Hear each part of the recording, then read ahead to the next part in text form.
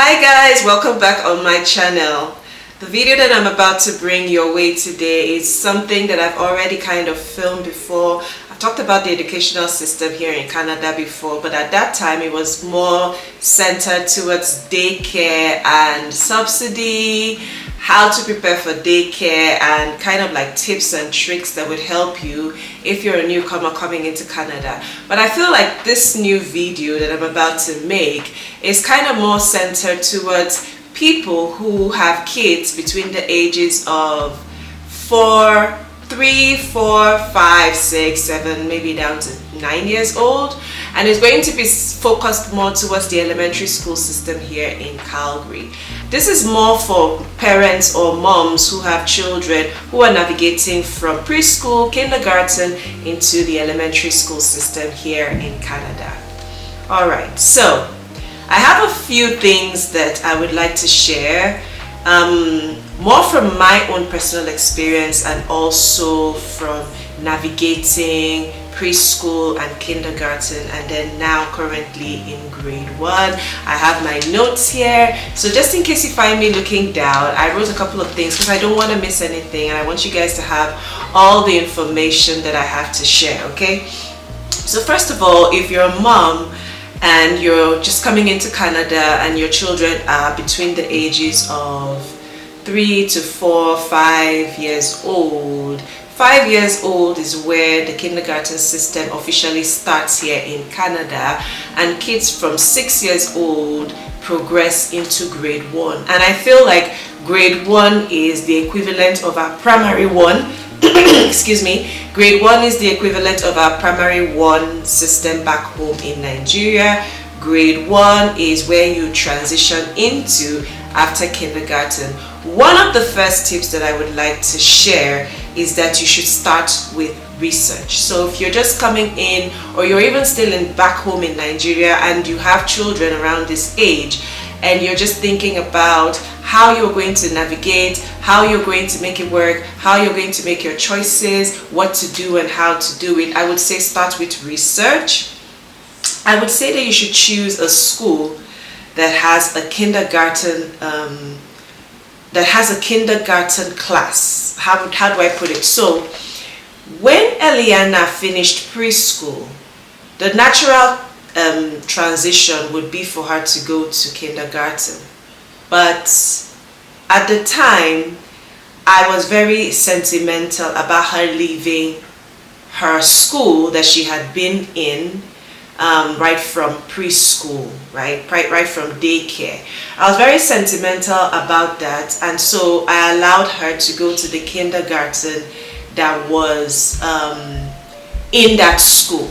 Now that school did not have an elementary school system, meaning that after Eliana finishes kindergarten, I would have to look for an elementary school for Eliana to attend.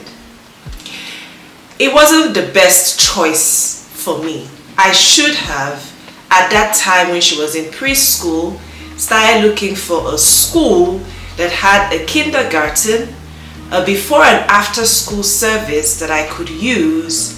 That I feel like is a more proactive and a more sustainable approach, because if the child starts off at kindergarten, by the time they're getting into the elementary school system, which is grade 1, they would have time, or they would have already gotten used to the school system, they would have gotten used to the classrooms, they would have gotten used to the environment, they would have gotten used to the school rules, they would have gotten used to the hallway, the arches, the playground. They would have made friends, because naturally those children that are progressing from kindergarten into grade 1 will be kind of like the same set of children that she would be progressing into grade 1 with, right? And she would have made friends, she wouldn't have had to lose friendships and all of that. So that was actually a foresight on my part, and I want to put it out there that I feel like that is like the best decision that you can make, and I'll tell you why. So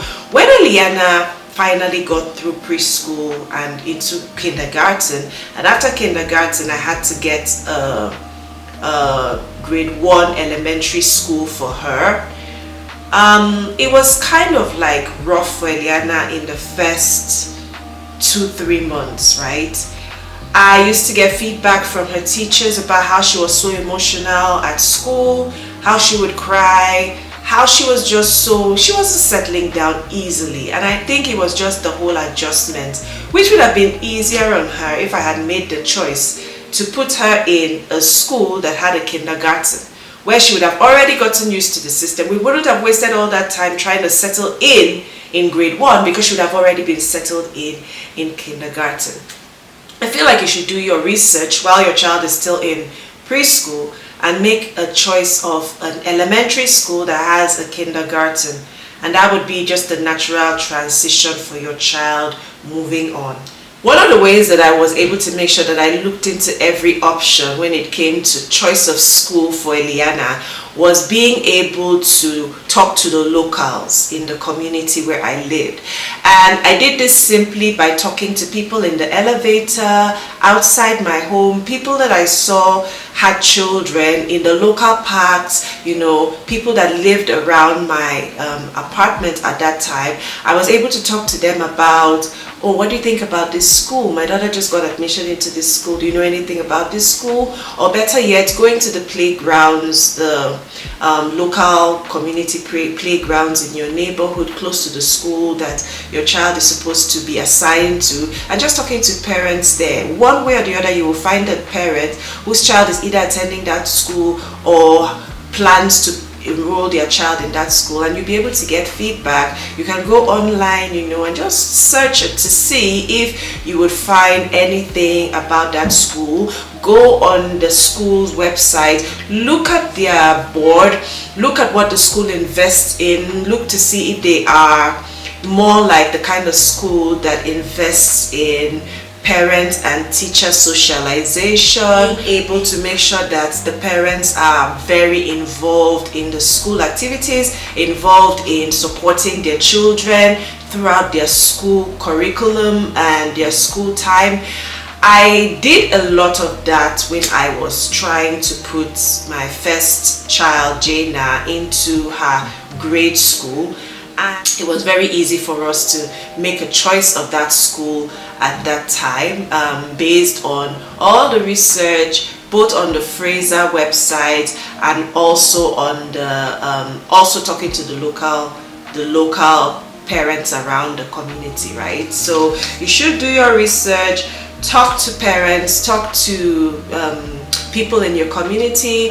Do your research, go online, go on the school website, look to see if the school values or the resources they have is kind of like what your child needs for her growth and development, and then it would be easier for you to make a choice, okay? Yeah, so another thing that I feel like you will need is, when you're making a choice of a school, if you're a parent that works, you will need a before and after care school program. So I think almost all schools in Calgary have this before and after care program. I think what makes it challenging for parents is being able to get on that program, okay? And most times they have a very efficient wait list.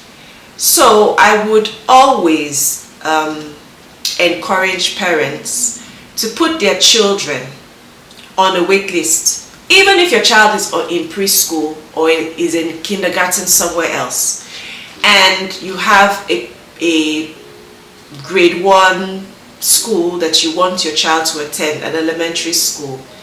Please put your child on that wait list quite a bit before it is time for that child to go to that school. Like kind of like go there and, you know, acknowledge that you want to put your child in there, you know, let them know your interests, and if they have a wait list, please sign up your child, because spots get taken up really quickly, and most times children that are in grade 1, when they're transitioning to grade 2, they don't leave their before and after care school program. They're still on that program. When they're transitioning to grade 3, they're still on that program. So how do you get spots, right? How do available spots open? They open when there's an availability and if you have been on the wait list. So don't slip on it. Make sure that you prioritize putting your child in a kindergarten.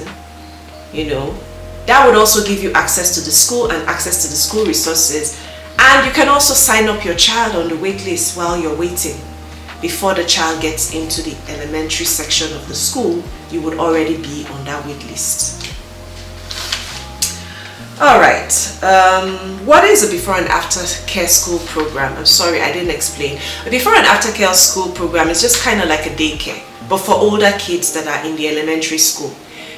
They have a before and an after service. So if you're a parent that works early and you want to put your child in school, and you actually have to put your child in school early enough to be able to go to work, and that before and after care service will kind of like help you make sure that your child is kept busy before school starts, and even after school has ended, because schools end really early here, right? Some schools end like 2:30, 2:50, 3 o'clock, and let's be real, you will still be at your office at that time. So if you're one of those kind of people that need to be able to leave early and have your child somewhere, a before service will work for you. And after service will work for you. You can sign your child up. These people will help keep your child busy when you drop her off in the morning or drop him or her off in the morning. And they will pick up your child after school is over and keep your child busy doing games, painting, sports, going out on hikes and field trips, just all kinds of activities to keep your child busy before you come in the evening to pick up your child. And the spots for this kind of service in good schools go like this, right? So you have to be very proactive to make sure that you do the work and sign up your child on that wait list. One of the ways that I would say is the best is put your child in kindergarten of that school that you want your child to go to, the elementary school. Put your child in kindergarten, and while your child is in kindergarten, sign your child up for that before and after school service. It will save you a whole lot of trouble down the road. My third point will be to pray. As with everything, you have to commit it to God, okay? You're able to see the physical. You're not able to see the spiritual. You're not able to see 5 years down, 4 years down, who your child's school teacher is going to be. Which teacher is going to be assigned to my child.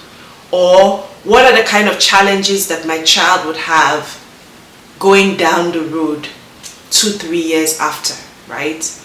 But if you pray and commit it to God, He will be able to direct your paths. He will be able to work everything out in your favor. He will be able to get you the choice of, to be able to assign a teacher years before that will be in line with your child's development and growth process because you have asked in His name. So I always say, make sure you pray. It's essential as a parent and as a mom. Okay? Now, number 4 is so important. I cannot stress this enough. Be very intentional with how you show up for your child in school. Whether your child is in daycare, whether your child is in preschool, whether your child is in grade school, high school, elementary school, whichever way it is, whatever school it is, be very intentional with how you show up for your child. Why? The way you show up for your child, the way you care for your child's progress, getting feedback, being able to talk to your child's teacher about their issues, their challenges, being supportive of your child, being supportive of the teacher's efforts towards your child, advocating for your child, however it is that you show up, that is the same way the teacher is going to prioritize your child. It's that simple. Now, when I first came to Calgary, I was very open to having, to taking feedback and getting a lot of advice from people who had been here.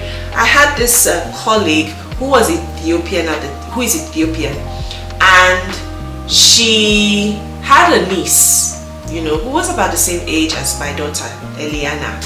And she used to just tell me about a lot of stories about how You know, it was very challenging for her sister, who was the mother of the child, and she used to share a lot of stories with me.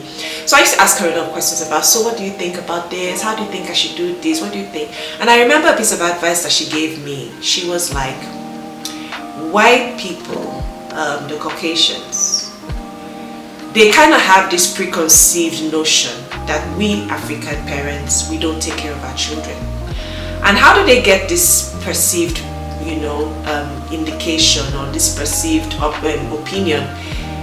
It's the way they see us show up for our kids. We don't come for parent-teachers conferences. We don't come for school events. We don't show up for interactions. We don't volunteer at our children's school. We don't do all these things. They don't see us. We're not present, showing up for our children in a way that can be seen. And they make this opinion in that way, that we don't care. But you and I know as African parents that we prioritize our children. We're not just showing it in the way that the Caucasians understand. We show it up in the way that we care for our kids, even when they're home, nurturing them, caring for them. But we don't see it as us showing up in school as a way of actually showing that kind of like support. And I'll give you an example.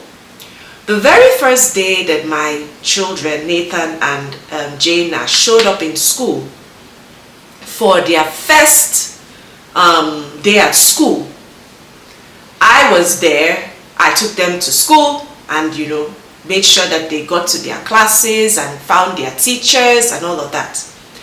And to be very honest with you, I think I was the only black parent on that field. I didn't see any other black parents. I saw a whole lot of Caucasian parents with their children, with their siblings, with their wives, with their dogs, escorting their children, talking to the parents of the teachers of the children, trying to find out the classes. The school was filled, and for the next 1 week afterwards, it was the same thing. Parents were showing up every day for their children for the first day of school. I didn't know it was a culture. It is a culture here. But with us, the Africans, we just want to work, drop off our kids, do quickly. We're not talking to anybody, not talking to the teachers. We don't come for the parent-teachers conferences. We don't support the teachers in showing up for our children. We want to delegate. We have other things to do. We're busy. We're working. Your child will be treated based off that impression. Okay? How was I able to manage this with my children? I show up for parent-teacher conferences. I go to all school events. I speak to their teachers. If there's anything I find at home that Eliana tells me that I'm not very comfortable about or I don't understand, I contact the teachers. I make my voice known. I tell her things about my child, right? You are the parent, you know more about your child than the teacher, okay? So even if the teacher is saying your child did A, B, and C, and you know that that is not your child, you should be able to advocate for your child and tell the teacher what you think your child is, all right? Being a strong presence, being able to let them know that you are invested, you are supportive, you are there for your child, really goes a long way with how your child will be prioritized. Another thing that happened with Eliana was when she was in daycare, and Eliana was always falling sick all the time. You know, and at that time I was also trying to get my life in check, you know, do a lot of things, settle down. We're all just still trying to settle down at that point.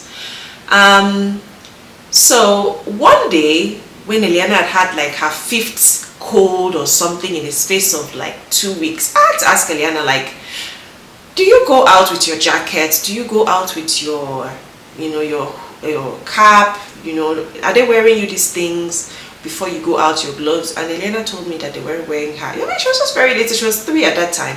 And she was just trying to communicate with me. You know, she said they weren't wearing her jacket, they weren't wearing her cap.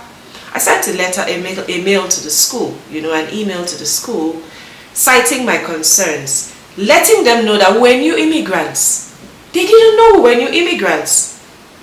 Letting them know that we're new immigrants. We had just come into this country barely 3 months ago.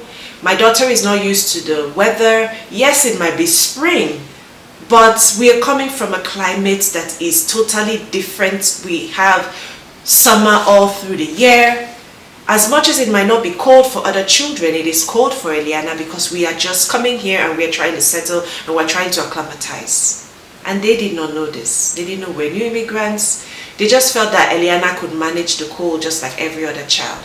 And immediately I was able to clarify that. I noticed an improvement. They started taking better care of her. They started wearing her jacket. They started feeding her better, putting more effort into her well-being and, offering this information to me even when I didn't ask. Just because I was able to let them know and give them the information that they needed. You might be slipping up on some information that might be benefiting your child's caregiver on how to actually treat your child. I know that's a lot of work to actually, put in all these details, but trust me, it's just for a short while. And after a while that your child would settle down and everything will just go. Like right now, I don't really need to share that much information about my child with their teachers because I've already done a whole lot of that in the beginning of the year, right? I spend the beginning of the year cultivating a kind of relationship, a kind of support system, a kind of feedback system between my children and the teachers. And that system is sustainable throughout the year until my children graduate. And I have children that are just now changing schools. So Eliana just moved into grade 1 and Jaina just moved into high school, grade 10. And I spend the better part of the first few months of school cultivating that relationship, sending emails back and forth, talking to the teachers about the challenges my children might have and what they struggle with and my family dynamics, and just trying to give the teacher an idea that would actually help her manage my daughter in school. And it's been like the best thing ever. So as an African coming from Africa, you already have a preconceived notion. There's already a preconceived notion about you. You have to work extra hard to correct that, even with your children in school, okay? Woo! All right. Then also be confident on your knowledge of your child, right? And I think I spoke a little bit about that in the last point. Be confident in the sense that no one knows your child better than you. A lot of people might have a lot of preconceived notion about your child, but you know your child better than anybody else. So when people are flying around remarks or stating different things that might not be exactly true, it is your place to be able to stand on your ground, confident in your knowledge of your child, to clear the air with the teachers and stand up and support your child, okay? In whatever way that might show up in challenges for your child, be able to be confident in your knowledge of your child, to tell the teacher that I don't think that this is the best direction. I feel like you're reading this thing wrongly. This is what I feel is going on with Eliana, and this is what I think we should do. I'm open to trying out what you said, but I think we should also, not rule out this and this from my opinion. Most times the teachers are so open to receiving feedback and they value it so much. At least in my opinion and the experience I have, they are very open to getting that feedback and they run with it, and in no time your child will be up bouncing and doing pretty well in school. Yeah.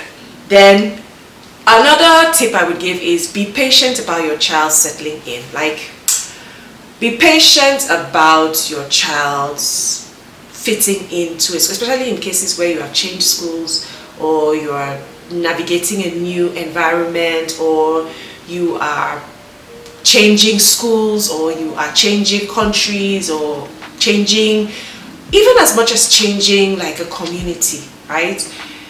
Be patient with your children, their development, their settling in. All children are not the same when they're learning. Be patient with your child's progress and process, and support your child as much as you can, okay? I also wanted to add a tip of, did you know that you can volunteer at your children's school?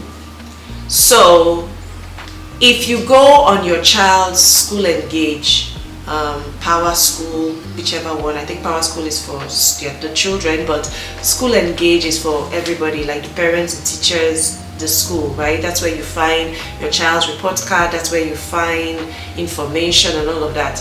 I think there are forms there that you can fill to indicate an interest to volunteer at your child's school. And how do you do this? When you fill this form and you send it to the school indicating that you want to volunteer at your child's school, you will be allowed to go on things like field trips with your child, right? Not necessarily with your child, but you're volunteering with the school to volunteer whenever there is a field trip, whenever there is a school event, you want to volunteer as a parent, you want to help them make the event really successful. They are always in need of volunteers. This also gives you an opportunity to spend time with your child while your child is going through an event in school. So say the school wants to visit a park or visit a museum or something. If you have signed up to be a volunteer at your child's school, you will attend that field trip event with your child while acting as a volunteer at that school's event. And I can't tell you what it does for the children. It just gives them this confidence that you're involved. It shows the teachers that you're supportive. It also allows you to see another side of your child. It is such a gift that you can give your child. All that it requires is for you to go through a police and a vulnerabilities check, which you don't even have to pay for. CBE will pay for you, and you will attend that event with your child, and you're creating memories while also showing the school system that you're supportive and you care, okay? I don't see a lot of African parents signing up for this kind of, I don't see it a lot, and I would want to encourage us to do this for our children and make memories with them, okay? Yeah.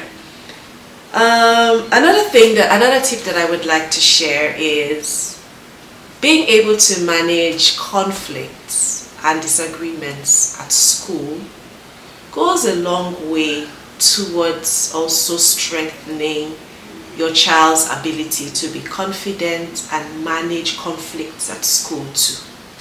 So what kind of parent are you? Are you the type of parent that when your child comes and says, oh, I was pushed, I was pulled, somebody did this to me, you go and you start fighting everybody? What you're doing is you're teaching your child violence, you're teaching your child the wrong way to manage, conflicts. You're showing your personality to the school, right? Everything is not fight. How do I manage it? I listen. I go to the school, I listen to the teacher, I listen to my child. If possible, I would like to hear from the child himself, And then I try to explain to my child what my own perception of what I think might have happened would be. And if I can get an apology to my child, that would be fine. But I don't fight the teachers. I find a way to amicably settle things. Because you know what? That child, a few weeks after, that child and your child might be the closest friends. And you've already started things off on the wrong note. Because I had a situation like that where Eliana was not happy about a child that she claimed was bullying her in school and all of that. And me and the teachers had been going back and forth with the child's parents, talking about this particular scenario and, trying to find a common ground. Eliana believed that the child was bullying her and all of that. Guess what? Those children are friends now. How was I able to just manage it? By just being there for my child, being supportive, I had a lot of scenarios where I actually had to go to school and be friends with the child. If I go to school and they haven't gone in yet, I'll be like, Eliana, where is Vivian? Where is the child? And she would point out the child to me, and I'll walk up to Vivian and be like, how are you? What's your name?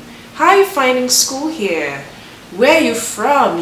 Trying to now have a relationship with that child, and trying to just let the child see that this particular child is a child like you, has a parent like you, has people that love them like you, and there is no, like, we're not here to fight, we're not here to, there's no conflict here. We don't want conflict. We want everything to be amicably resolved. And I would go as far as telling the child, Eliana really likes you, she wants to be friends, she says that sometimes you say things to her that she doesn't like. I don't know if you can, adjust your attitude towards her. And sometimes the children will be like, okay.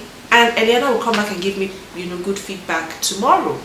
Sometimes I would push Eliana to be like, you know what, just be nicer to her, be nice to her and all of that.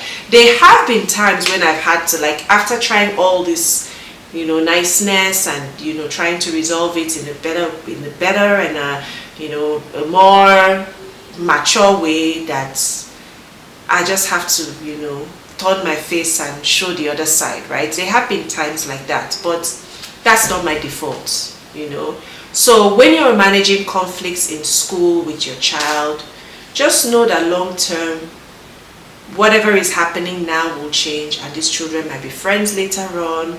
And you're also setting, you're setting your child up for how the teachers will perceive you and how even their classmates will perceive you as well. If you go with conflict all the time or wanting to set people right all the time without listening, might not be the best way to settle it, Another tip that I would have is to let parents know that your job as a parent does not end after you have enrolled the child in before and after care program and after you have registered your child in a school, okay? Sometimes your child needs more. Your child might need extra classes. Your child might need extra tutoring. You have to be able, and that's why I always advocate for having a good relationship with your child's teacher. You have to be able to sit down with your child's teacher to, decide what the best approach for Eliana might be, sorry, I didn't mean Eliana, I'm talking about your child, what the best approach for your own child might be. Be open to receiving feedback, be open to receiving suggestions, run your suggestions through the school. Ask for resources. That's something I think we don't do enough of, because we're new immigrants and we don't have all the information. The schools always have all the information. And let me put it this way. When my daughter Jaina was having issues in maths, my first initial instinct was to get her a tutor, which I eventually did.